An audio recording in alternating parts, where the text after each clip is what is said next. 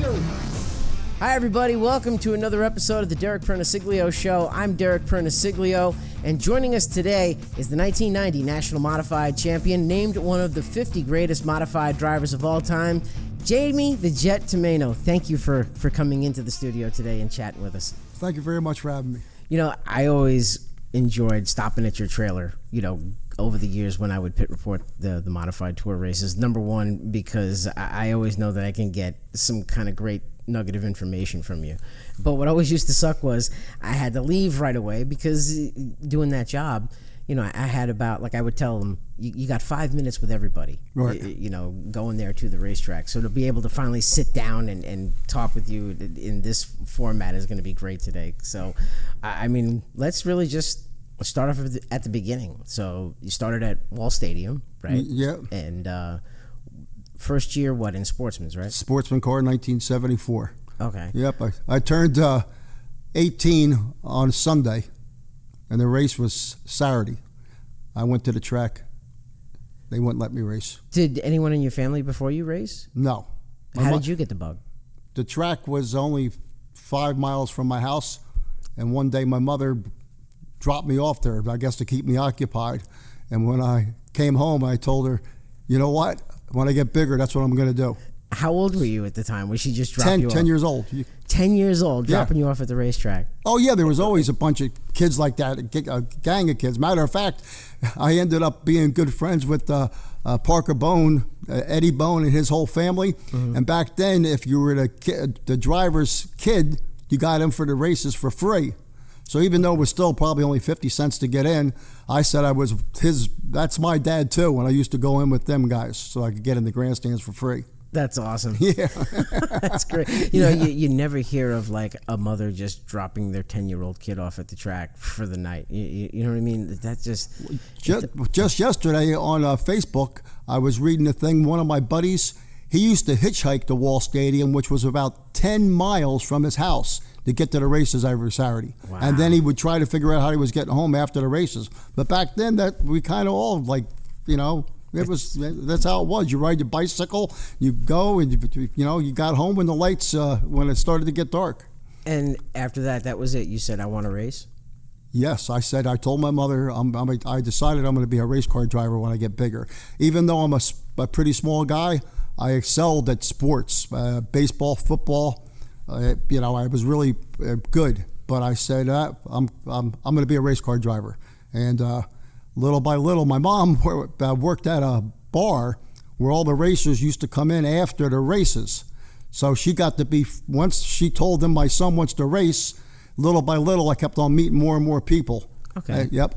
All right. So that got you familiar with some of the guys. Yes. How'd you get your first car? My first car, a guy at the bar that my mother knew, he was building a car for Howard Harvey. This is back in 1971, I ended up driving for later in my career.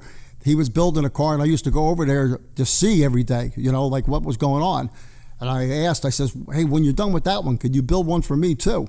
And he agreed on it, and he built me the exact same car that he built for Howard Harvey, which was a dirt chassis Tobias car, which we ran on asphalt, which was a straight axle car.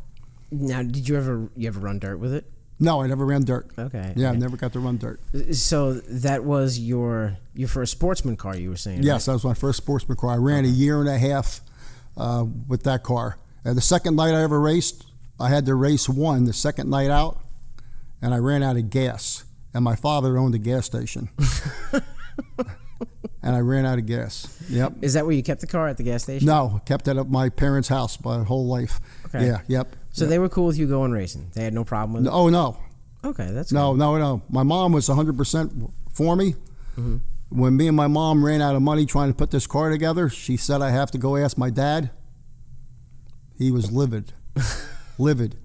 He was more mad because we were doing it behind his back, and we weren't up front with him the whole time. And when I got down to where I needed $400 to finish up something, he was really livid. And but of course he gave me the $400, and not on top of that, once I started racing, he was my biggest fan.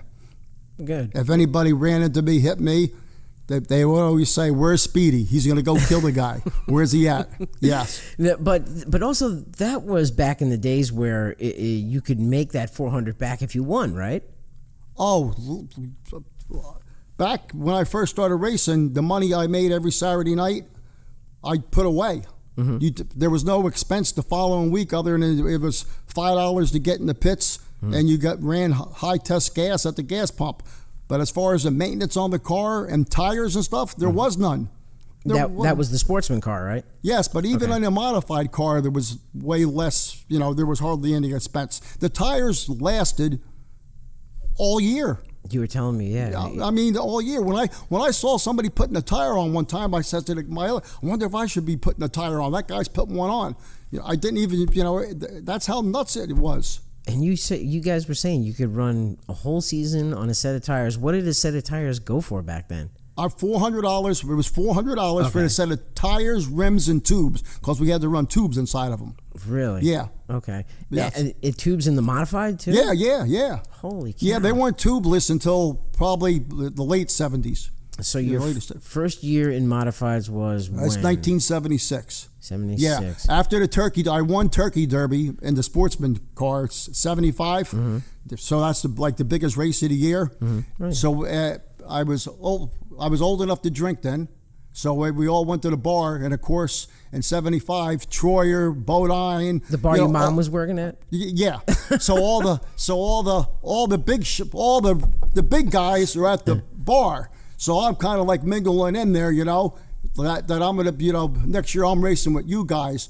And some people kept on saying, "No, you're not ready yet. You're not ready yet." And now here I'm like 19 years old because you had to be 18 to start. So I'm already 19.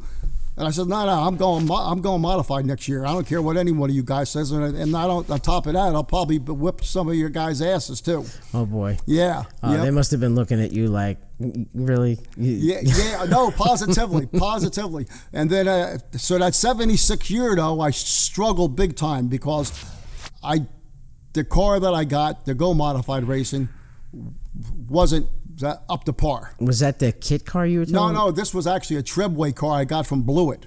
I bought a used car from Blewett, which I thought was a thing to do, and it ended up being the worst decision I ever made in my racing career.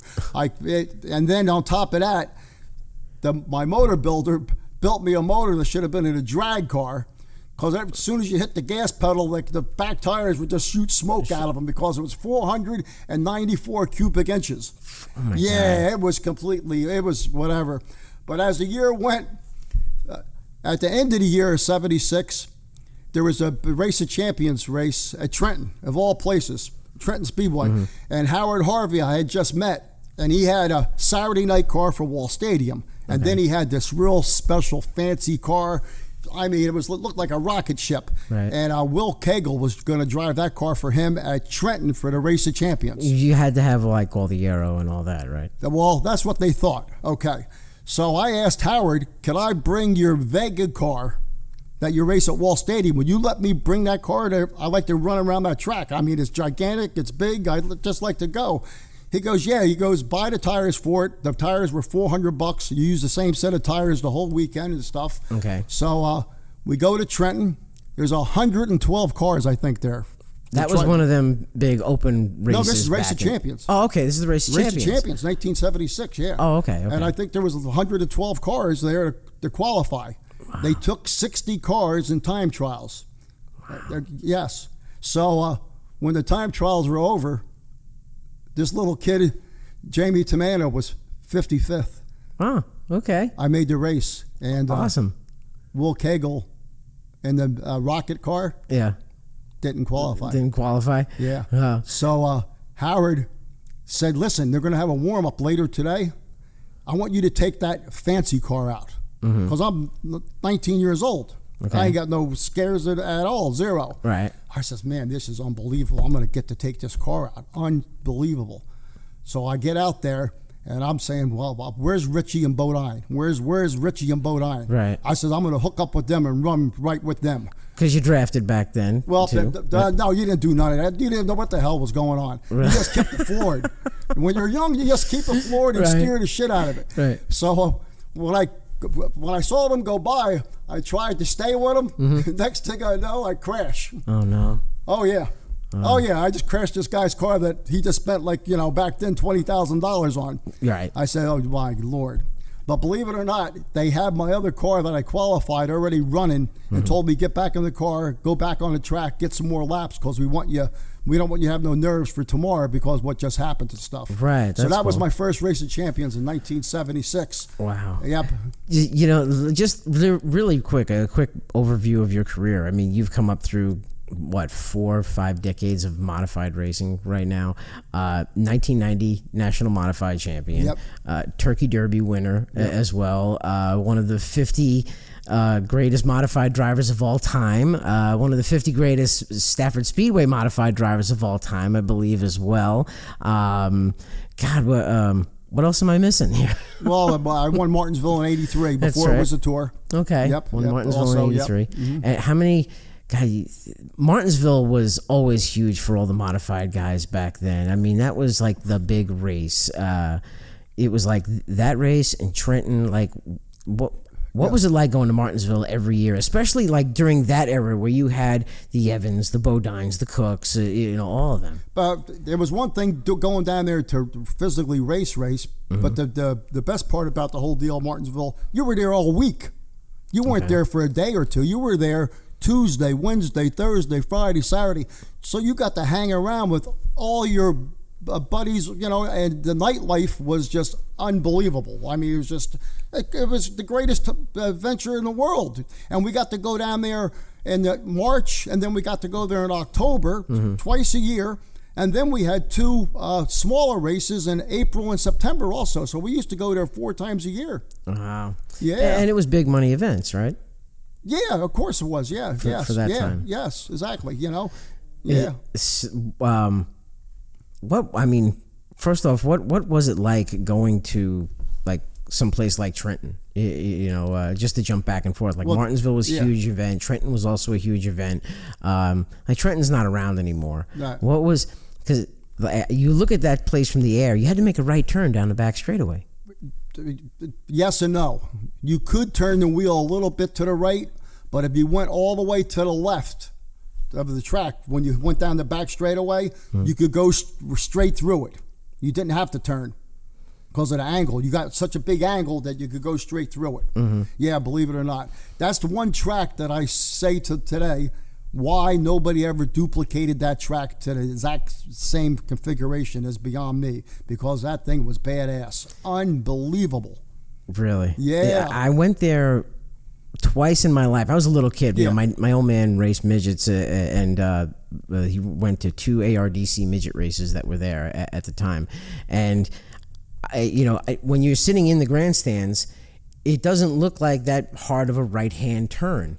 Because you're looking at it laterally across the racetrack. Right. But when you actually got out there and rolled out there and we were leaving the place, I was amazed because, number one, there's also a light. There was a stoplight that hung over the corner. It was way too low. Like the first time I went by it, I thought I was going to hit it. That's how low they had the light. Yeah. It was amazed the banking the place had, too, even through that dog leg. Yeah, yes. 3 and 4 was really banked. And the only advice I got from Richie Evans was the first time I went there was, when you go down the front straightaway, don't get out of the gas pedal completely, because it'll erupt the car so bad. Try to be smooth and get out of it gently and stuff, Mm-hmm. Yeah.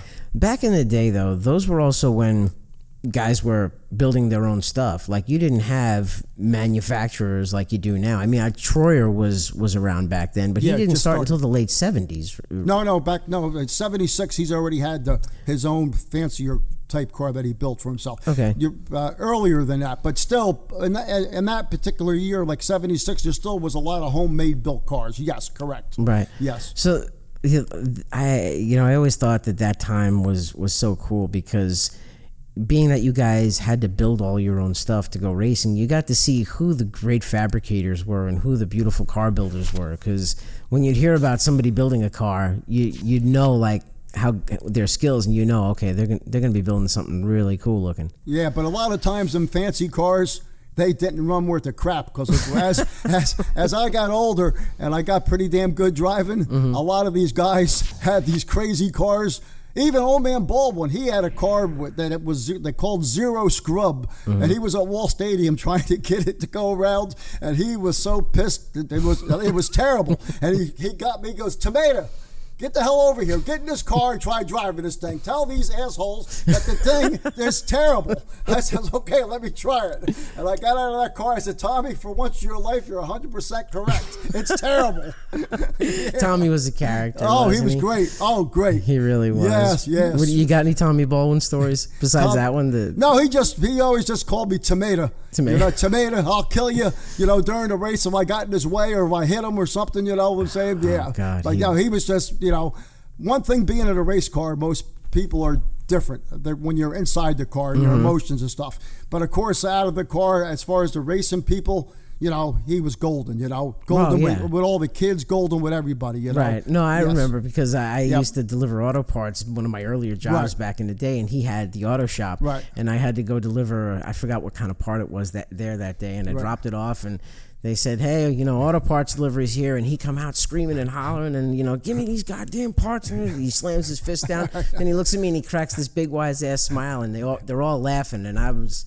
you got to remember, I'm a little scrawny little kid, and this big guy comes out yelling at you. Yep. And I knew his reputation from the modified racing. Right. So here I am thinking he's going to just tear me apart. And it's just, he cracks his big wise-ass smile at me, and everybody behind the counter just started laughing because they could see how, how terrified I was. Right. Of him. Yeah. But take me back to the early days at Wall Stadium. What was Wall Stadium like? I mean, God, you had so much...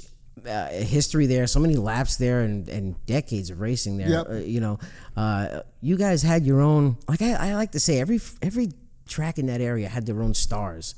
Like Riverhead had your Jazambeks, your Harbecks, your Parks, your Baldwins, guys, the local guys like Wayne Anderson, Dan Giovanelli, those guys. Wall Stadium had your Gil Hearns, your Evernhams, Siscone, Ken Woolley, the Blewett. Yep. What were those years like? Oh, they were great, but the one of the things though, as a young kid, I couldn't understand why hardly anybody from Wall Stadium ventured out to other tracks. Mm-hmm. They were all like just racing there constantly. New Egypt sometimes, right? Well, yeah, but that's still right down the road. Mm-hmm. Matter of fact, even when I was younger, there was a racetrack in Atlantic City called Atlantic City Speedway, right, which Siscone dominated and stuff. And that was only a half hour probably from where the Jersey Shore was. Mm-hmm. I went down there quite a bit, but believe it or not, it was like I was an outsider from California when I went down there. They did not want you there. It was like, why are you coming down messing with our group of racers? We got our own gang. You're not invited to this race. Well, they knew who you were from Wall, though, right? Yes, yeah, of course. But it just was a different attitude. You know what I'm saying? Mm-hmm. When you go to your weekly track every Saturday night, you got your, same grudge matches constantly and so forth and so on. Mm-hmm. And that's one reason I said, I don't want to get tied up in that. I want to go race other, racetracks. There's a lot of racetracks, Mm-hmm. One of the first times I went to Martinsville, Danny McLaughlin Sr. couldn't make it. He had his car ready to go. He goes, you want to go take the car to Martinsville? I can't go. I said, what do you mean? He goes, here's the truck. The car's on the truck. Here's your blank check. Go take it to Martinsville and try to qualify. I said, what? Okay, so I left. I don't even know if anybody else went with me. But then when I get down to the track, not even thinking, I ain't got no money. I got to check for some tires, which I don't even know if it's good or not because his reputation wasn't too hot. So I need gas for the race car. I got $3. Mm-hmm. So I pull over to the Union 76 pump to get gas. And the gentleman says, how much you want? I said, $3. He goes, son, you don't have to pay for the gas down here. I said, in that case, fill it up. You didn't have to pay for the gas? No, you never did at Martinsville. Really? Yeah. Okay. Union 76 never paid cool. for gas. That's cool. Yeah. Okay. Yeah, so not only did I get a full tank for my race car that day, I also got to fill the ramp truck back so I could at least make it halfway home if things didn't work out. Wow. Yeah. So how'd you do in the race? I like to probably blew up. Back in the early days, the motors blew up a lot. Yeah. Oh, God. So, all right, so let's get back to Wall, though. Wall, You ran your first year and a half in Sportsman, then moved over to the modifieds. Yeah. You got a car from Blewett. Yeah. You said John Blewett Jr. or Senior? Senior was he's the money man, so he's the one that. Yeah. Okay, but it was one of the Junior's cars that he bought from Don Kramer, believe it or not. Okay, so it was one of the 76. It was one cars. of the 76s. I can see why they sold it, because it was a piece of junk. Was it one of the Gremlins or no? This was a Pinto Trebway car. Okay. Yeah. Okay. Yep. And Wall, I had always thought was like a miniature Dover in a way. It really was, or a small Bristol, high banked. High banked in the corners, even banked down the straightaways too. I mean, you just slung it in there. I mean, it was a wild place to race. Mm-hmm. So once I qualified for that race for Trenton for Howard Harvey, and he realized that I wasn't too scared about anything, that I started driving for him, so I didn't have to worry about a car and stuff. Okay. So I ran for Howard in 77 and 78 and 79. I won my first modified feature in 78 with Howard Harvey's X9 car. Oh, okay. Yeah. That was the Vega? Vega cars, yes. Okay. We had all Vega cars. Okay. Yes. Ideal Kitchens, right? Ideal Kitchens, yes. Was the sponsorship. Yep. Right. Howard could always he was always a good businessman between the car dealership or the. Well, he actually had the kitchen was unbelievable. He had a beautiful place in New Jersey that he did well in, and he kind of like used. He fired me in 79, and then Tony Hirschman drove for him. Then he got rid of Tony Hirschman, and then I drove for him again. Okay. Then he got rid of me, and then somebody. It was then finally in the 80s, he got so mad at me over something that he put Blewett in the car. He thought Blewett was going to be able to beat me at the bigger tracks. I excelled at the bigger tracks more so than the smaller ones. But to make a long story short, Howard was a great owner. But he had a lot of different guys drive his cars. Yeah. Now, at what year, did you move over into the 99 car? 1984. I won Martinsville for Howard Harvey in the 09 car. And after the race was over, because of that grandfather clock, that made problems. Really? Well, they both wanted a clock? Well, they only give you one. Right. Well, nowadays you can order another one. Well, of course, that's what he ended up doing. But it caused enough riffraff that actually I won the race and got fired the following week. Really? Yeah. Over the clock. Over the clock. Wow. Yeah. How did that go down? It was terrible. I mean, we went to the Dutch Inn after the race was over to celebrate. And it was actually it went from the best day of my life to the worst day of my life. Wow. Yeah, it was just terrible. You all drinking around the bar and got into an argument over the clock? Well, just who's getting the clock? I mean, it's my. I won the race. It's my clock. Right. And it just didn't go good. It just Yeah. Yeah. Yeah. So then that was the end of me with Howard Harvey in 1983 at the end of that year, and 1984 started, and I didn't know really what I was going to do for a fact, and I was always used to taking care of my car myself. I was always hands-on with my car. I knew exactly if something happened to it, it was my fault. You know what I'm saying? And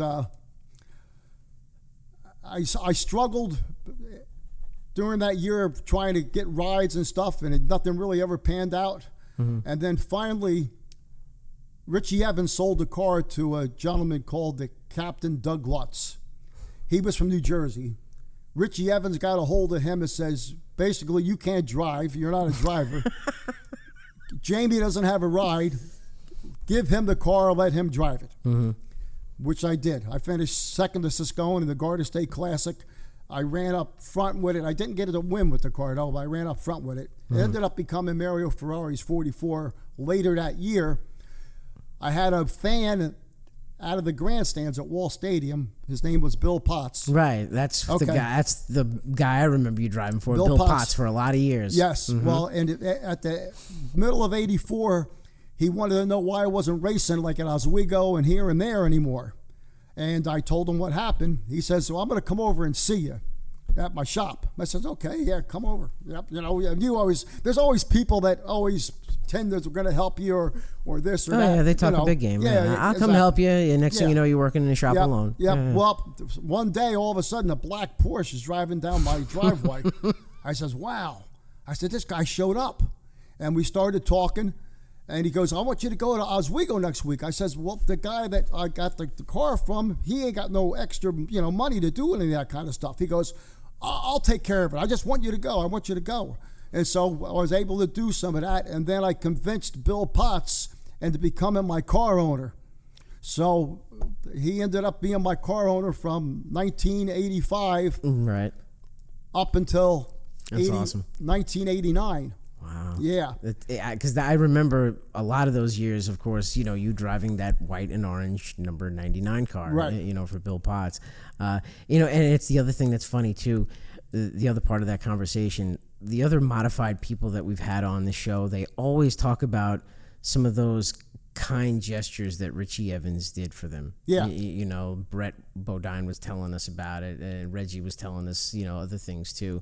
But there were so many of those little things that Richie did over the years that people didn't know about, like until guys like you come along and tell us these stories. Right.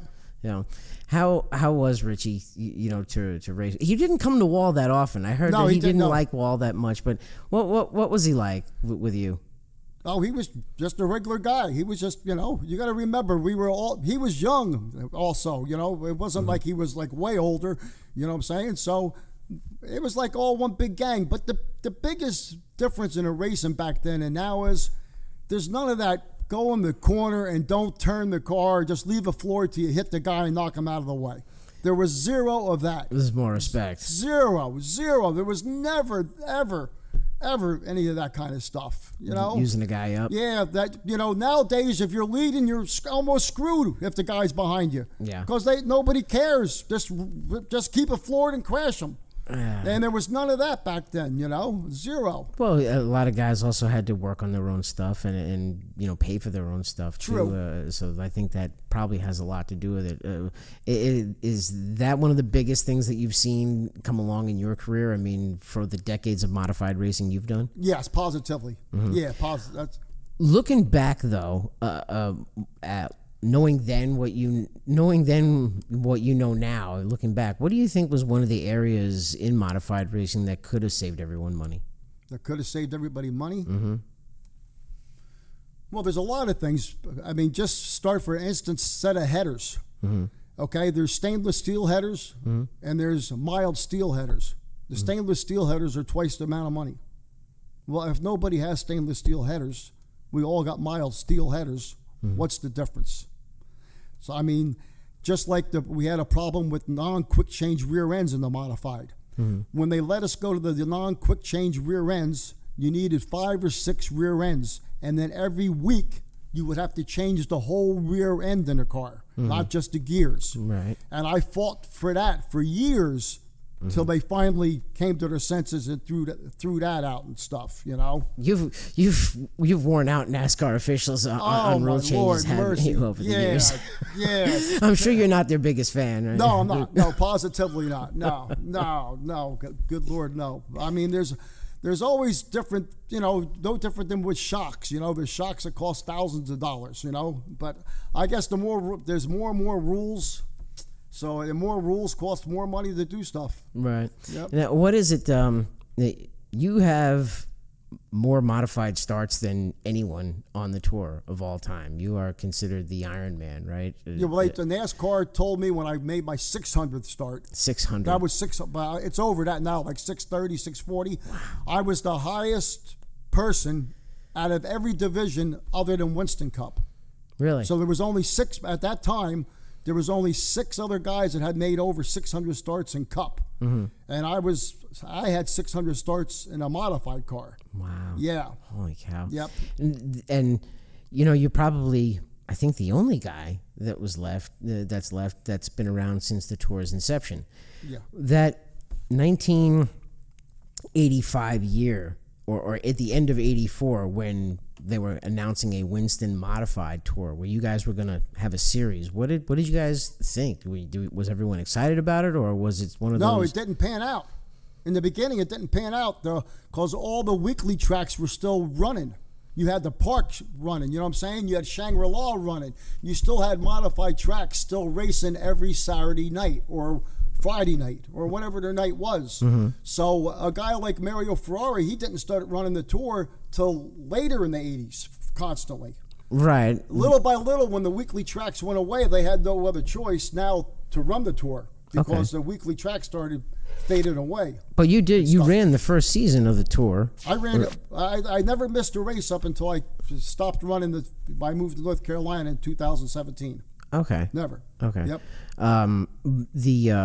What was it like just seeing like the evolution of the modified tour over the years? Because I used to remember as a young kid, races would count towards national points. Points, right. You know, so there would be like a national race that would come to town at Islip, and then you'd see the guys like Dick Traynor, Jerry Cook, Richie Evans, all those guys that would come from all over.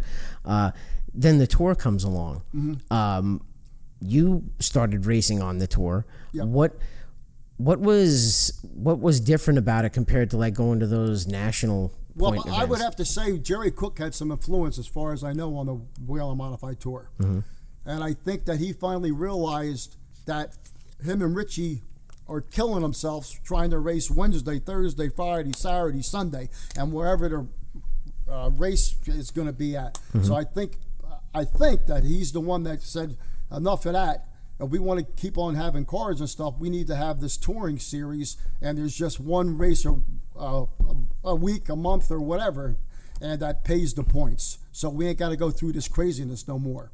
Because if you look back at time, I think basically there was only 2 or 3 guys that would probably do an abundance of the national championship point races. Right. It was Jerry Cook and Richie. Right. I used to hear stories of them being up at Shangri-La or Stafford, and the next day they'd race down to South Boston or Bowling Gray or something. Right. That's a haul, even for back then. Yeah. So, and nowadays, guys, they need a whole month to get their car ready for the next race. Where back then they were running 5 times in a row. It is obviously the money is the biggest thing. But you could race back then a couple of times a week with the same car, same motor, same tires, same everything. Yes. Do you think we need to get back to that, or is that one of these things that we've already we can't engineer? It's long gone. Yeah. Long gone. That's unfortunately. I mean, the young guys of today, the top runners, Bonsignor, mm-hmm. he wouldn't believe that when I used to go to the races, that there was 5 or 6 different tire companies at one race. Mm-hmm. Firestone. Hoosier, McQuarrie, Goodyear, and you had your choice of what, and then each tire company would have 5 to 10 different compound tires. Nowadays you got a tire, and that's it. Everybody runs the same tires, same thing. But isn't that a good thing, though? No, it's terrible. Ruin the racing. Really? Ruin racing. Oh, okay. I would think that'd be level the playing field. Everybody's got to run the same thing, and you set the car up to with the tires that you got. Yeah, my opinion, it ruined it. Wow. Yep. Okay. Yep. Excuse me. Yep. So you ran all of those big races back in the day. Like you ran like... I got to go to Dover. I got to go to Dover in 1977. It was called the Atlantic Coast 300. That's the race. Troyer got sick, and then Bodine had to get in his car. Really? And to finish the race and stuff. Now, was it one of those big races back then where 100 and something cars would show up? No, because it was a race that didn't get much promotion, mm-hmm. and there only about 30 cars showed up, and hardly any fans showed up. 30 is not bad, though. Yeah, but for nowadays, right, it is. Yeah, I left Wall Stadium after the race this Saturday night. We went right there, you know what I'm saying? And my wheel bearings ended up seizing up on the car because the banking was so steep and you could keep it floored all the way around the track that physically my bearings all seized up. So the load from getting in the car? Yeah. Did the place scare people? Was it too fast for some people? I would say, there weren't too many scaredy cats back in the day. I couldn't imagine what Dover was like in a modified. Yeah. You guys must have been flying. Yeah, the only one that was completely nuts was the big Pocono track. And once again, I was so young when I went there. My steering wheel was 17 inches in diameter. I'm holding on to the steering wheel with dear life, and I'm going 150 miles an hour, and which was fast. Right. And Baldwin and Evans come flying by me like I'm sitting still. And I said, how in the hell are they going that damn fast? You know, I got a death grip on my wheel, holding on for dear life, and they just went by me like, you know, I'm standing still. Right. So that was an exciting track to go to. An eye-opening experience. Yeah, yeah. I never got to go back there with a better type car, because I had an older type car when I got to go to Pocono also back then. But I was one of them guys back then. I just wanted to go. It didn't matter. I knew I wasn't going to beat Richie and Jeff back then. Right. But thank God I went, because a lot of the tracks ain't even around no more. Right. I was just thinking about it. Like, you ran at all the cool tracks that are not around anymore. Right. Like, you ran Islip, right? Yes. Yep.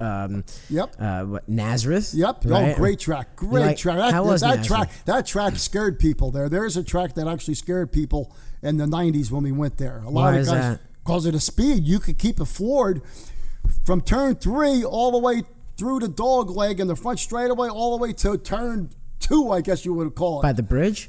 Under the bridge. You could, yeah. As a matter of fact, during time trials, we all used to stand there because everybody has big balls. You know what I'm saying? And they said, we're going to see who's telling the story, who could lift or not lift. You know what I'm saying? Whether they burp it or not. Right. Yeah. And Steve Park, he would have been a good one to tell you, because I think he went through there full bore, but he caught the wall. And ripped his right front off, I think, if I remember or not. But that was a beautiful, badass track, positively, yes. Really? Yeah, that makes me sick when you see stuff on the internet of, you know, how the track's overgrown. Is just terrible. And there are places that you raced at, too. Yes, you know? yes, yeah, just terrible. Yeah, but my favorite track out of everyone that's not there no more is a 3/4 mile Pocono Speedway. Okay. Yeah, that was probably one of my favorite tracks, and they took that away to build garages. What was it that you liked about the 3/4 mile track at Pocono? Because, I mean, I remember it. It was just a flat track where they cut turns into the infield. Well, once again, the atmosphere of your big race during the season, when you can go to a racetrack and you can not only it's the biggest race of the year, but you also can go there for 3, 4, 5 days to have fun with your friends, with your other competitors, and do stupid things at nighttime and stuff. What kind of stupid things? I mean, there's plenty of stuff. I mean, you name it, we did it. All right, come on. No, good. Come on. Tell us a story. That's what we're here for. This is the table of truth, man. This is where we, It was always ugly. It was always ugly. You know, saying most of the time we never got back. If we got back to the motel room the next day, most of the time we just went straight right to the track and stuff. Yeah. Race with a hangover and everything. Oh, my Lord mercy. I remember getting hit in warm-ups one time because I wasn't 100% yet. I went over to the guy. I got out of the car and I says, "Are you completely crazy? It's 8 o'clock in the morning. Why would you be hitting somebody already? I got a headache still." You know? Yeah, it's way too early to be doing that. Oh, God. Yeah, but I mean, that's the key to big races. Like when the shootout they had down here when it first Concord? started. The North-South shootout. The nightlife, the atmosphere, and everything is part of the excitement of the whole deal. The experience. The whole thing. It all adds up, you know? And all them big races had plenty of that. Thompson 300, you were there for 3 days. The World Series, too. Yep, you have the clubhouse. You know, you need that extra excitement. It's just a great time. Do you think that that's what some of the promoters need to kind of think of when they're having some of these events again, some of these other amenities? I mean, obviously, a lot of the tracks we go to are 20, 30, even 40 years old. But do you think there are some things that some of those promoters should think of, maybe like live music or something like that for after the races or something? Not really. That would increase the atmosphere? Nah. I mean, the biggest thing they got now, of course, is, your camping, which everybody enjoys and stuff. It's just a different time and era, you know what I'm saying? Like I tell everybody, I feel like I'm the luckiest guy in the world. I grew up in best areas of modified. I guess I'm 65 right now. If I was, and you're still racing, and too. I'm still racing, right? I missed out on like Langhorne. Like my time span was almost 1,000% perfect. I'm probably like 900% perfect because I missed out that little error there. Right. But as far as my racing career, I wouldn't change a thing. Right. I've always been able to be my own person. I could say what I want, do what I want, get up when I want, do everything the way Jamie Tomaino wants it. I don't have to listen to nobody. And a couple times I got fired from Bill Potts for being that person. But in the long run, we ended up back together anyway. Okay. So, I've enjoyed my whole life racing. So Bill was around for a while. You drove for him. I remember the car vividly. Did Bill stop driving after Tony was killed? Believe it or not, that year Tony Jankowiak passed away. That's the year I got fired. Oh, okay. So he took my ride in the 99 car. Okay. And so after Tony passed away, then he took a little bit of time off, but then he started back up again in the following year racing again. To Tim Airy, I think. Timmy right? Airy drove for him. Stefanik drove for him, believe it or not, a couple races and stuff. Okay. And then by 1992, he was back calling me up. And we hooked up back up again from 1992 to the day the planes hit the World Trade Center. Oh, okay. He called me when the second plane hit, and I never heard from him again. So I thought for sure that he had something bad had happened to him because he was that close to the trade centers, his business in New York. Really? Yes. And he didn't pass away, thank God. And the following week, he called me up and said, "I'm done racing. I got to do other things in my life. I've been, lucky enough to do this with you all for the last 15 years. I'm going to enjoy my life doing other things now." Wow. Yep. No So, kidding. yep. So that's how that physically ended. But during that span, though, I had met a guy named Joe Venetian from Perth Amboy Spring. I was going to Shangri-La to race on a Saturday, an off weekend from the tour. As I pull in to get gas at a gas station, I got rear-ended the same time I stopped at the gas pump. I remember that, and the whole hauler went up, right? Well, my truck flipped on top of the gas pumps. The tractor-trailer pushed my trailer, and I had a fifth wheel. It flipped my truck on top of the gas pumps and exploded. Wow. Now, when I say exploded, I remember. there was nothing left of the gas station. There was nothing left of the truck, nothing. Somehow, though, me, two guys, and my little son Trey got out of that truck with nothing happened to us. Wow. Like God grabbed us and said, "You're not dying today." Wow. And blew the whole place up. And I met this gentleman, Joe. So did you guys get out of the truck and then it went up in flames? No, or we it were blew inside the truck when the it flipped pump over. blew? When it flipped the truck over, we were in the truck. I thought I was on a roller coaster when it happened because of the sensation of it had flipping upside down. Right. But somehow we got out before the intense flames, the blow up, and everything else overtook us. Wow. Yes. So I remember opening up the racing paper was a big Gator thing. Racing News, Yeah. National Speed Sport News, Area Auto, and the pictures were in there. Yes. I mean, it was just Devastating. Yeah. Yes. Wow. But not only did I lose everything that day, but at the same time, I met one of the greatest guys in helping me in my racing career was this guy, Joe Venetian, Perth Amboy Spring. His father had sponsored cars from the 50s. And on this particular day, when he found out what happened, he came to help because they had nowhere to take all my stuff. And his business was only miles away. And he came over and said, "You could have them bring all that over to my business, and we'll store it here till the insurance companies and stuff can get there." Now, the truck was a complete loss, obviously. It melted right to the ground. Right. Now, what about the trailer, the race car hauler? Everything was completely gone. Half of the race car was salvageable. We had to cut it off at the front end. Wow. But everything else was a total loss. Wow. But by all rights, if the pictures, we shouldn't be here. Right. Yep. Remember, it was the tractor trailer driver fell asleep at the wheel, right? He got cut off. His thing, he got cut off.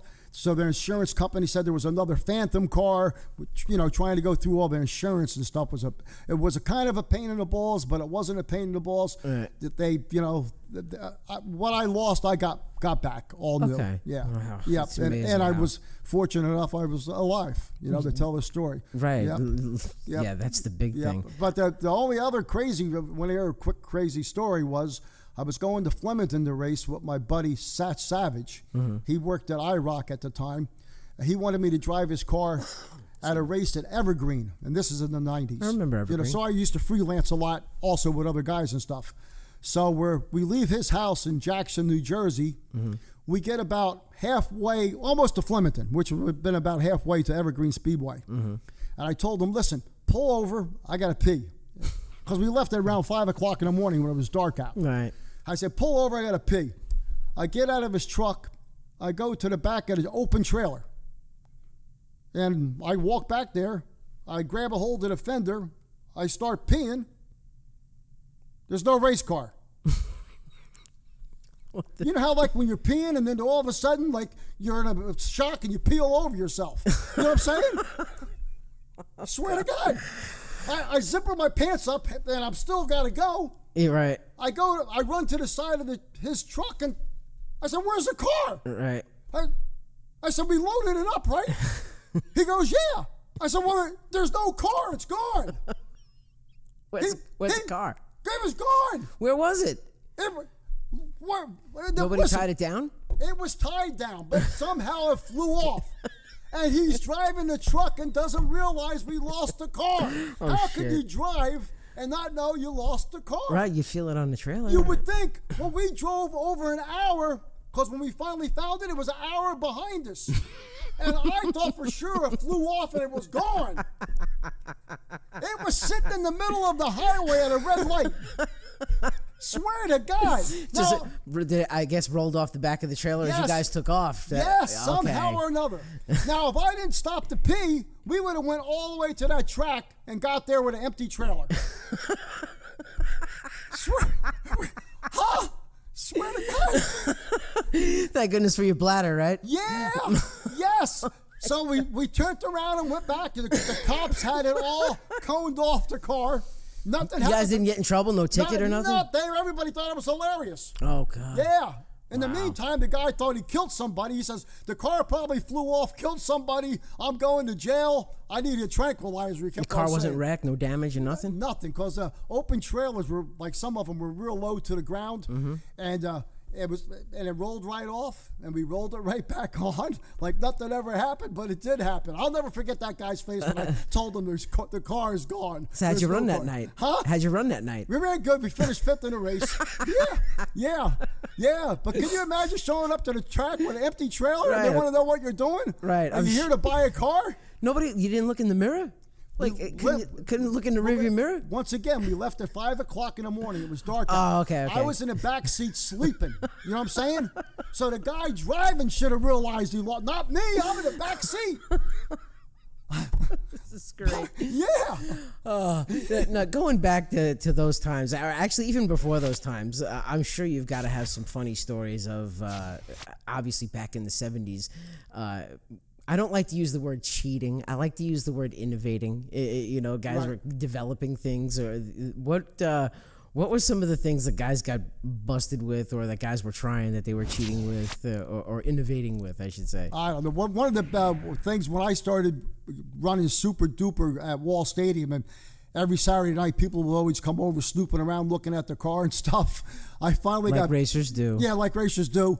I says, I know what I'm going to do this week. I'm going to make up.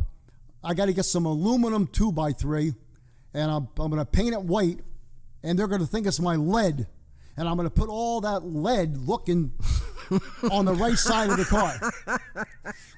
I'm going to stack it so it's on the opposite side of the car.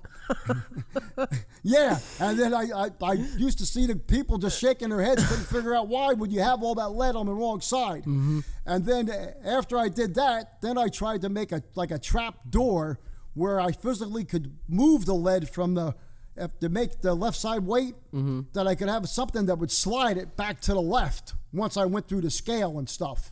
Because back then, everybody was, the more left side weight you could have, the better. Mm-hmm. But of course, as the years went by. Now wait, hold on. Just really interject really quick. That sliding the weight, that was actual weight. That wasn't hollow. Oh yeah, that was tubing. real. That was real lead. Yeah. Okay, so you were sliding the weight back and forth in the frame. Right. Not in the frame. I actually made a track so I could pull it like with a string, mm-hmm. pull it over, then pin it. So I had it on a slider. What, down by your left side? Yeah. Oh God. Yeah. That's funny. Yeah. How much weight was it? 50, 60 pounds. Really? I mean, yeah, back then, like, people used just to throw the lead right in the compartment with you. Like without even bolted down. Nobody was feared of dying. You know, there was no fear. No, I remember we used to take, when my brother was running street stocks at Riverhead, we would take a Cadillac, valve cover. No, okay, Cadillac valve cover. To pour the lead in. Pour the lead in because filling one up was 50 pounds. Right. Filling one up with lead was exactly 50 pounds when you pulled it out. So right. so that's how we would do it. 50, 100, 150. Exactly. So, yeah. Oh my God. Yeah. I remember Mario Ferrari giving his driver bags of rocks. Yeah. Really? Yeah, then you can just toss them which driver, Reggie? Well, who knows? He's, Mario was creative, big time. Yeah. I love that guy.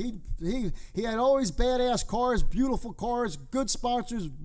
Yeah, but yeah, bags of rocks. So if they weigh 5 or 10 pounds, you just toss it. When the thing, I thought that was a great idea. Oh my God. Yeah. So all right, besides the lead, what else were you screwing around with? Well, the back then, probably the biggest thing was the left side weight. The one night I made my car. There was a rule about the motor had to be like only an inch offset. Mm-hmm. And I made my A-frames like real big on the right side. And the rear, I made it like everybody was going nuttier and nuttier and nuttier. Mm-hmm. And it was really obvious if you looked at it. But they never teched you until after the race was over. And I was driving for Billy Graham. His name was actually the Whale, they called him. Mm-hmm. And we worked on that car all week. He goes, well, what are you going to do if you win? I says, don't worry, I got a plan. He goes, what do you mean you got a plan?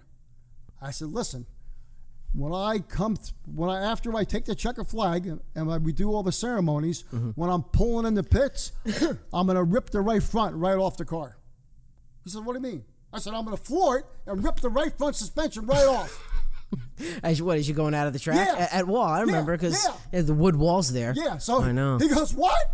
I says, yeah, what else you want me to do? They're going to DQ us.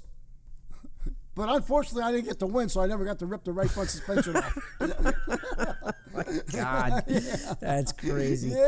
Yeah. As speaking of like innovators, or guys that were like smart or clever at building cars, like you raced with like all those guys, Richie, Maynard, Mike Stefanik.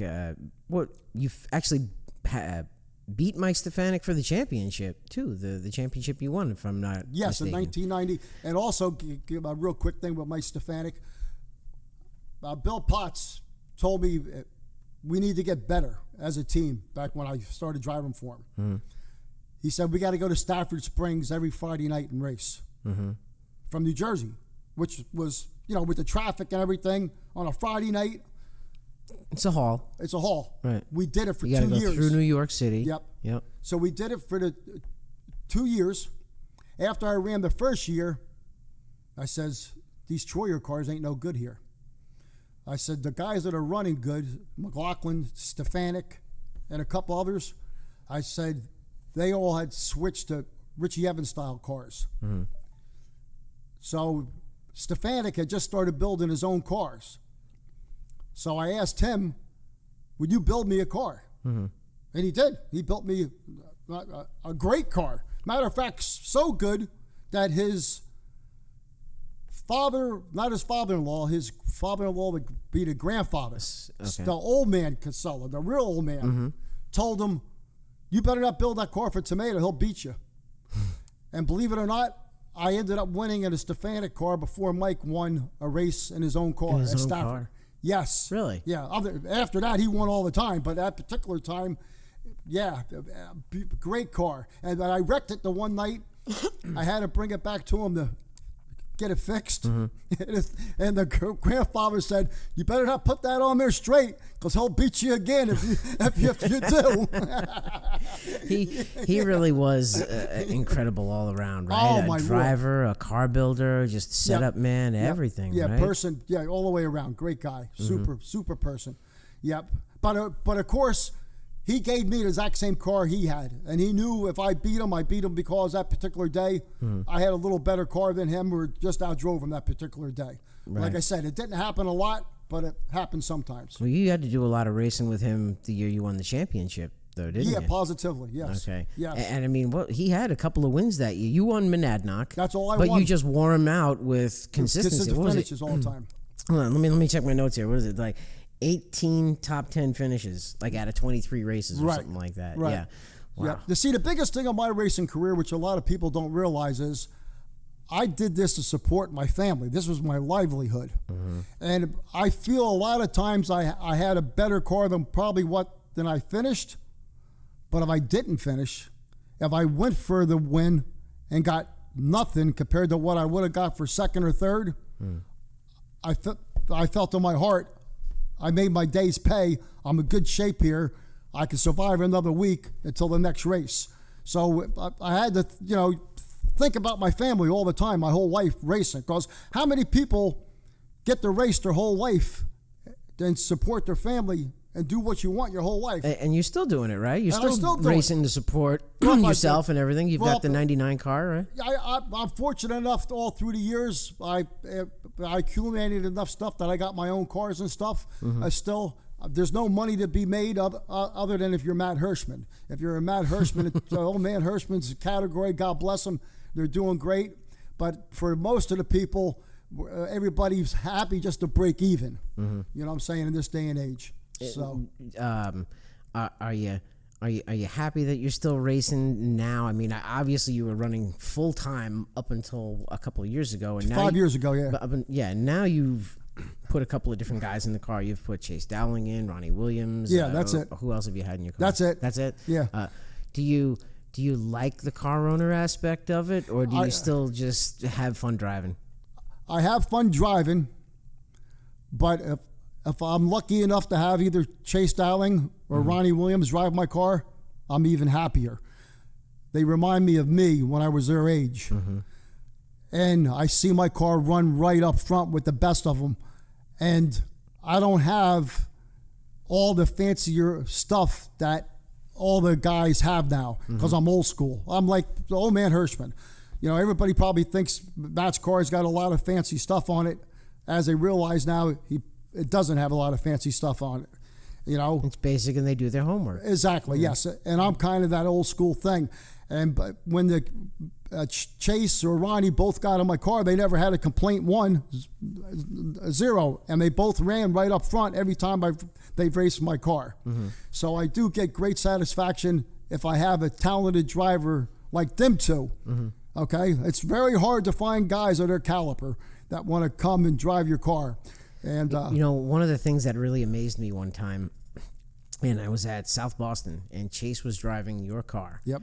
And I was listening in on the radio, and Chase is, at the time, I think he was 18 or 19 years old. I don't even think he was 20. And one of the things that amazed me was listening to him talk with the crew chief on the radio of how he liked this, and the car was doing this, and he said, well, we don't have the springs for that. He said, okay, he goes, just give me a couple of packers here and I can compensate with this. Right. And he goes, now at the end of the race, I want you to do this, and this. I was just amazed. Like, he was giving them setups, anticipating for where the car was going to go, right, and what it was going to do. And just those things that you don't hear out of a 19-year-old. Right. It was really surprising and impressive at the same time to hear how the information he was giving and how he communicated. Yeah, positively. Yep. It showed me really how good he is with setups on the car. Yep. So, and that's got to make you feel good knowing you're going into it with a shot. Yes, positively. And when Chase first started driving for me, I learned things from him. A 60-year-old guy is learning stuff from a 20-year-old kid. And that's one reason right now when I go to New Hampshire to race with Ronnie Williams, my car runs up front because I paid attention to what he was doing. There's no way I would have figured any of that stuff out. Because I'm old school. Just the way they do things with the bump stop in a car, or coil bind in a car, or platform in a car. I'm still old school where you just run 200s and 500s kind of. That's just a standard deal. And at 200s and 500s, a car will go around at any track at any time in the day. But to make it excel maybe a little bit better at a place like New Hampshire, you got to do some fancier stuff. And Chase had that fancier stuff. And I learned some stuff from him. And when I go up to New Hampshire, my car still runs right up front because I still got them notes. You never stop learning. No, positively. You never do. Positively. But now, though, you're doing the Smart Modified Tour down here. I've been running my own self, yes. Right. Yes. How do you like the Smart Modified Tour? How do you like racing down here compared to running the Northern Tour for so many years? It's a complete different thing. The tire situation down here, the tracks down south, most of them are worn out. And I understand why they're worn out is because they don't have the money to revamp the tracks and stuff. I understand that, which makes the racing very interesting and stuff. So, but I've never had to race so far there was 5 races, 3 of them that you don't hit the gas pedal. The slower you go, the faster that you'll go later on. So, you mean saving tires? Trying to save the tires. I mean, it's just, I come from the open wheel racing world where you've got 25 laps to get the job done. Right. The Saturday night modified race was anywhere from 30 to 50 laps. Right. Does it aggravate you to know that you're going to get the green flag and go out there and just fiddle around for like 3/4 of the race and then go? Yeah, it's terrible. And I actually, because Bobby Labonte. And then when you do go, you don't even, sorry to interrupt you, and then when you do go, you don't know how much tire or, car you have left to work with. I mean, that's got to get frustrating too. Yes, it is. Bobby Labonte, I was talking to him about it, and he said the same thing. He said, this is the stupidest thing I ever seen in my life, that you can't touch the gas pedal, that everybody's going 40, 50 miles an hour. I mean, that's the sad part about it. I'd rather see the races shorter of a distance where you knew the tire physically could make that amount of laps. You know what I'm saying? Do you miss the days of the tour being heat races and like a 50 to 80 lap main event? Oh, positively. Really? See, now back in the day when it first started, we used to have 40-lap races. Right. At New Hampshire, we had 40-lap races.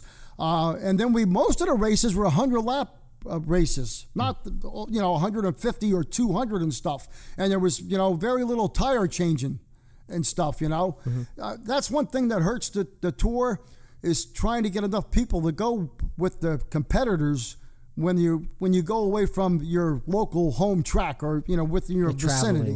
The traveling part about it and stuff, that's very hard. In the old days, there was plenty of people that wanted to go. In today's day and era, it's very hard to get a group of people. Why do you think that is?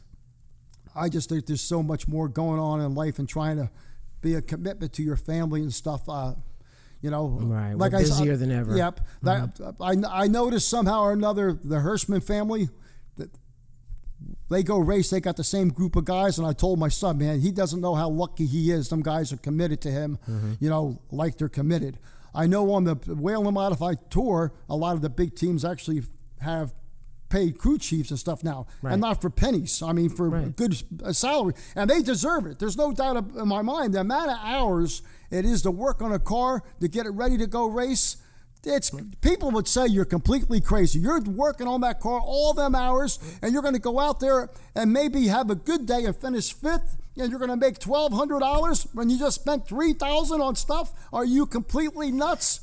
We do it because we love it. Right. Exactly. Yes. I know. And I can definitely see that with you guys because you guys show up to the track, and your daughter has played crew chief at times. Right. Yes. I'm very fortunate. I got my grandsons on my pit crew and stuff. Okay.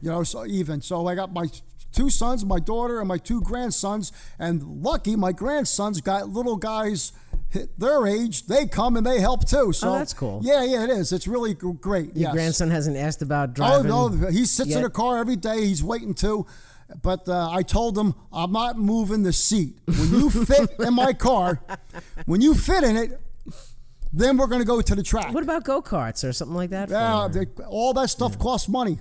Everything costs money. Okay. I know the modified. Okay. By the back of my hand. I got this stuff already. I don't have to invest any more money. Okay? Get in the car. If you got your balls are going to be big enough to try this thing, we'll go to the track. So, that's cool. And every week he definitely gets taller. So before you know it, another Tomaino might be behind the wheel. So now, how many cars have you got now? You've got the Troyer car, and I got 2 Troyer cars. I thought you had a PSR chassis, or no, that deal fell through for me. Oh, okay. Did you drive one for? No, I did not. No, oh, okay. no. So you got your 2 Troyer cars. Yep. Okay, and both used on the Southern Tour. Or are you going to run any modified tour races? My one authentic Troyer car that I'm putting together right now is brand spanking new for Ronnie Williams for New Hampshire. Okay. Yes, so that car I'll be just going to New Hampshire, and then my other car, which was at New Hampshire last year, that finished 4th in a race last year there. That car is the one I'm using down south, and then anytime Ronnie Williams wants to come down south to race, then of course he gets the wheel. You know. What is your opinion on these?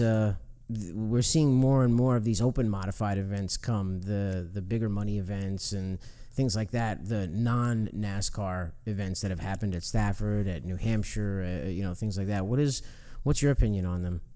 Well, there's a lot of guys get to go to them, like New Hampshire Speedway had a race. They didn't have a big drawing at all, unfortunately. But there's guys that got to go there and race where they would have never got to go there and race because the Whelen Modified Tour is pretty strict on their rules and regulations, and you're having a drug test. Different aspects that you got to go through, having the right components in your car and stuff. Safety stuff. All the safety stuff. Okay. And I understand their deal. I understand that 100%. But the other tours, the other tours actually got it made because of the Whelen Modified Tours. Because I would say last week at Stafford, there was, let's say, 40 cars there. I guarantee you probably 30 of them would have met the requirements of a Whelen Modified Tour race, even though they don't go.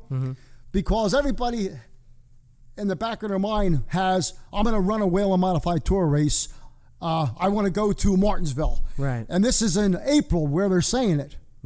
Well, when it comes to October, they don't go. But they bought the right stuff because in April they had the money. Right. You know what I'm saying? I got you. So I also remember back in the day too, when the modified tour came to town, you had your modified tour regulars, and then you had your local guys that would go up against the tour. Yes. Like if you went to Riverside Park, you had your guys like Bruce D'Alessandro or Brad Hytella or one of those, right. Those guys that would go up against the Paul tour. Very, right? Yeah, go down to Riverhead, and you had your Harbacks and your Dan Giovanellis and your Baldwins and guys like that would try to make the tour race. Right. So you got and it was huge for like a local guy to make the tour race. Right, you're in the show. Right. So you had 20 Whelen guys or whatever Winston modified guys back then. So you had 20 regulars of them show up. Then you had 20 Riverhead guys. Well, and then you only take 18 cars at a time. Well, that was the first time I ever didn't make a race. I didn't qualify. And then back then they didn't have no past champ provisionals. So I physically went home. I didn't get the race in a race. From Riverhead? Yeah. Oh, wow. Yeah. What was that your toughest track? Because a lot of guys on the tour have always said like places like Riverhead was always the hardest. Riverhead was the hardest because it was small and the track needed to be paved back then. Now they paved it. So I know the track, from what I'm told, is way better. But you've run on it in the last couple of years. No, not since it's been paved. Really? Yeah. Oh, that's since it's been paved. But before they paved it, it was a handful coming off of turn 2 with a bump and the car twisting all the time. Was that your toughest track that you've ever run on, Riverhead? As the years went, yes. Yeah. Believe it or not, the first year they had the tour there, I got the pole. I was leading the race. I would have won, and I got a flat with about 10 laps to go. Okay. But it was the hardest track to qualify out because of the regular guys were so good at their home track. How often did you come to Long Island? Like, you've run at Islip, obviously. Yes, I went to Islip in '80. Yep. Okay. Thank goodness. Yep. What was your take on the Long Island tracks? Because that's where I'm from. I remember Islip, Freeport, Riverhead. Well, I only got to go to Islip twice, so And that's 1980. So I was lucky enough to go there and qualify and be in the race. I mean, that was the main objective back then. Right. You know, and Charlie was the hot. He was the hot shot. He was the hot shot. Yeah. How much did you have an interaction with him? Did you have any kind of relationship with Charlie? Oh yeah, I used to have what we call him red eye at Martinsville Speedway at the Dutch Inn. As soon as you got back to the Dutch Inn, you went to the bar, and I'm sitting next to Charlie. I said, "What the hell are you drinking?" I said, "It's red." He goes, "It's a red eye." I said, "A red eye? What kind of beer is that?" He goes, No, it's a beer, but I put tomato juice in it. I said, "Tomato juice?" I said, "Let me try one of them things." And believe it or not, till today, I still drink them things with the tomato juice in it. And a lot of people down south also drink that. Red eye. It's called a red eye. I've never heard of that. Yeah, red eye. Really? Yeah. I'm not a beer drinker to begin with. But I like my liquor. But he was down to earth. I mean, if Charlie's appearance would scare any young guy, for as big of a guy he is, right. You know, and it's just mean look he had on his car, his face all the time, you know. So the race against him and old man Baldwin in a race, as soon as the race started, like even though I could be faster than them, like I said, man, should I hit this guy? Should I touch him? I don't know. They're going to get mad. You know, you had to think about it because these guys would kick the shit out of you after the race. Yeah. You know? Yeah. Look, I understand. Believe me, I'm 5'7". Right, 150 pounds. I remember the one night Baldwin's chasing me around my car, you know, trying to get a hold. "I'll kill you," he kept on saying. "I'll kill you." Was he one of your biggest rivals? Yeah, he was. Yeah, positively. He was. Yeah, he was so determined to be the best of the best. Right. So when you beat him, he'd have the next day after you beat him, he'd call you up on the phone. "Tomaino, what do you have in the car? And if you lie to me, I'll get in my car right now. I'll come down to Jersey and kick the shit out of you." What did you have in your car?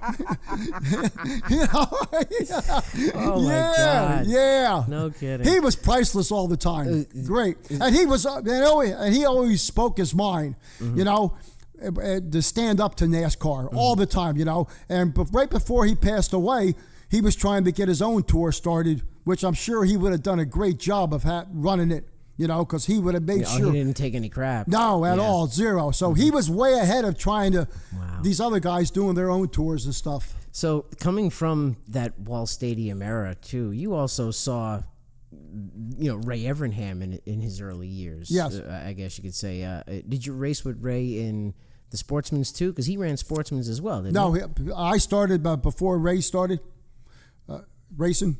So he was always behind. And then finally, he finally went modified. I was already modified. But to make a long story short, with Ray Evernham, we became real good friends. Actually, best friends. And 1980, 81, New Egypt Speedway needed their pace car brought down to Daytona. Okay.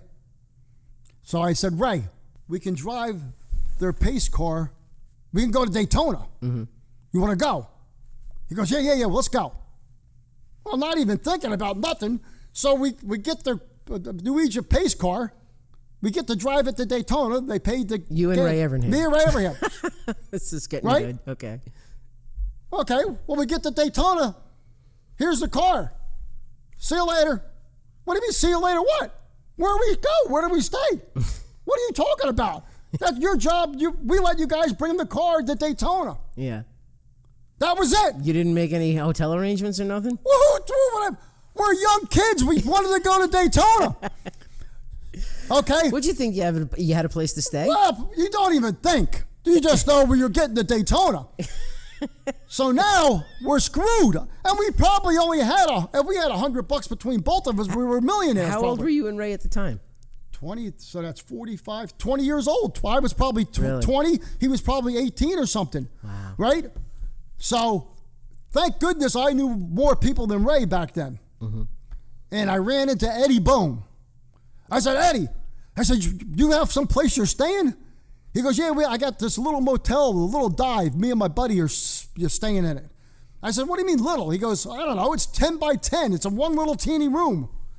I said, "Listen, me and my buddy, we got to stay there because we got nowhere to stay and we ain't got no money." He goes, "Oh, yeah, come over. You can sleep on the floor." So for 2 weeks, we slept on Eddie Bone's floor in his motel room. Oh my God. But them 2 weeks of time that we stayed down there, you could have never replaced it. You could have made a movie. What'd you do down there? Just have fun. Okay. Have fun. Did you go racing, or did you just we go went party? there. We went there just to bring the car there, basically to party. Mm-hmm.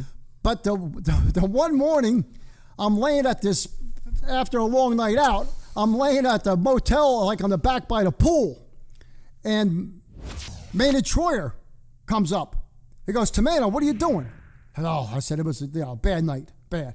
I still don't feel good. He goes, get up and come with me.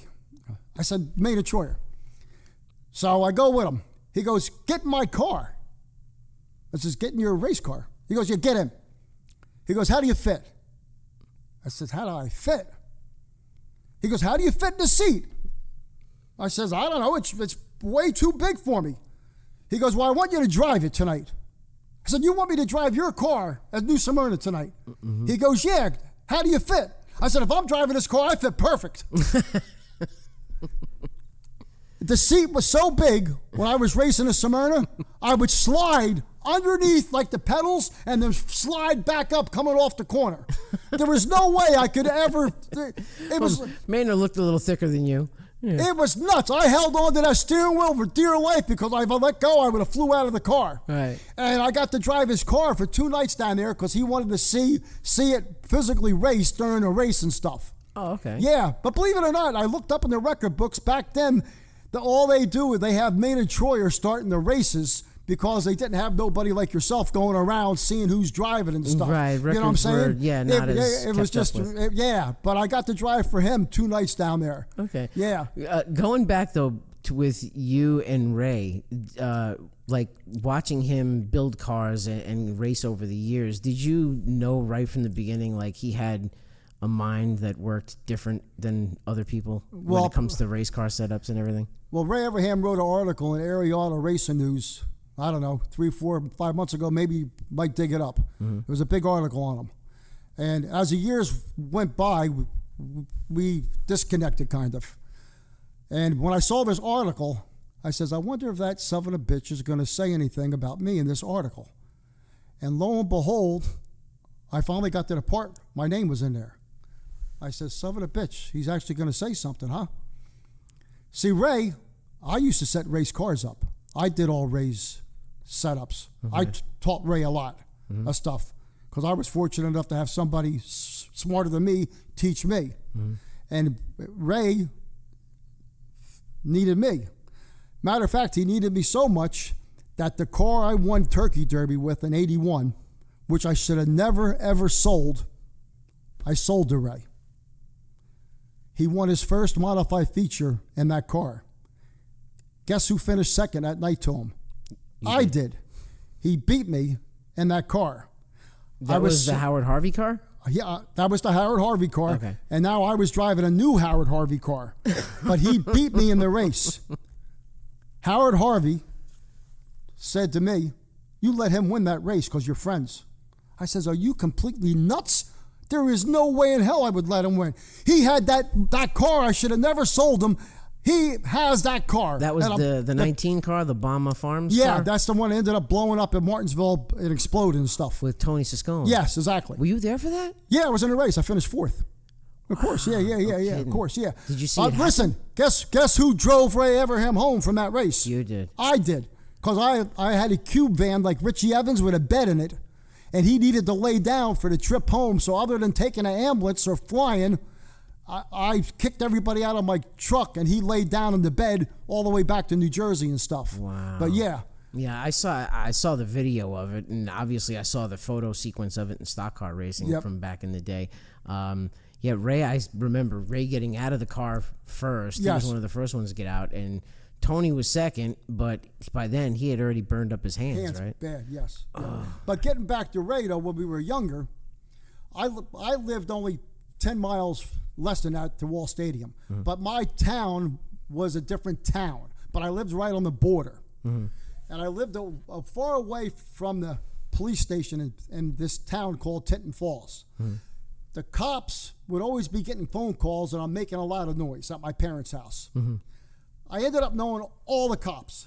The cops used to come there to hide at nighttime because they knew I'd be working on the car all night, and they would come and hang out because they were 20 miles away from the police station, right, and stuff, you know. Well, the one day, the best cop I knew in town said, "Jamie, do you know IROC is coming to Tenton Falls?"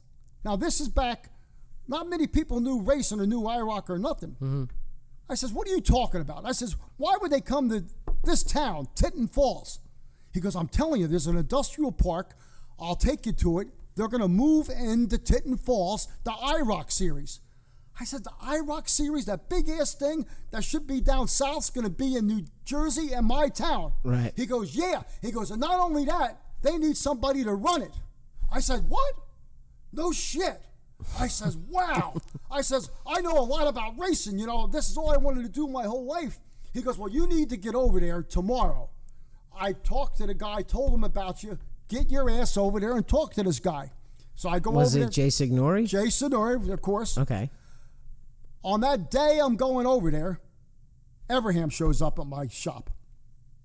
I says, "I'm going over to this place, IROC.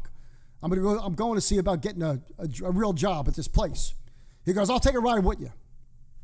I said, okay, take a ride, whatever. So I'm in there having my meeting and doing all the stuff, talking my racing shit, you know, because I've been doing it now for 6-7 years, more so than most people, you know. And basically the guy says, "The job's yours." I said, "Oh, super." I said, "When do I start?" He goes, "Well, you got to start such and such." I says, "Oh, I can't start then. I got to race." He said, "Race?" He says, "You can't race no more." I said, "What do you mean I can't race no more?" He goes, "No, you got to be here full time, round the clock. This is a big operation. You know, you don't have any time to go race no more." Right. It's I said, your whole life is now dedicated to preparing these cars. Right. Mm-hmm. I said, "Okay, this ain't for me. See you later." The next day, Ray Everham went back. Wow. And the rest is history. Yep. Wow. Well, you know, Jamie, we got to wrap it up, but I want to thank you for coming on the show. I'm sure that you have millions of other stories that you can share with us. I've told a lot of guys in the past, we got to have you back again. Gotcha. Thank you very much for having me. Thank you. Okay. Jamie Tomaino joins us today on the Derek Pernesiglio Show. Thanks for joining us, and we'll see you the next time. Bye.